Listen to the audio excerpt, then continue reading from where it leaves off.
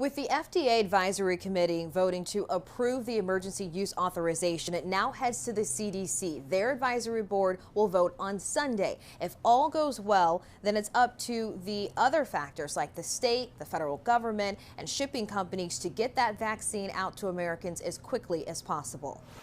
As COVID-19 continues to ravage the country, Americans getting a vaccine could stop the spread in its tracks. So we do have a favorable vote, and that concludes this portion of the meeting.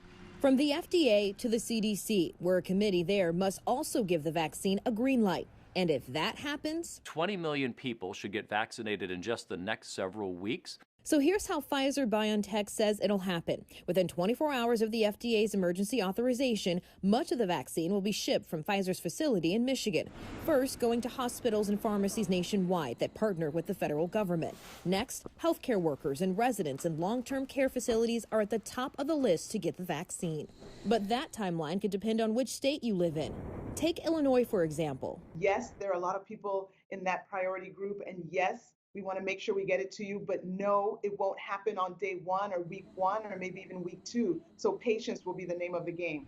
So for younger, relatively healthy, non-essential workers, end of March, early April. Once you get into April, probably full blast with those individuals. Some details are still being ironed out, but the goal is to make it as simple as getting a seasonal flu shot. They'll come in at their scheduled time.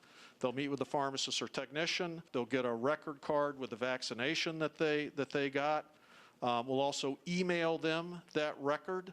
The Federal Aviation Administration, or the FAA, says it was going to give priority to those flights that are carrying the vaccine. So this will be a big effort done by UPS and FedEx by air and on the ground to get the vaccine out to different hospitals all across the country.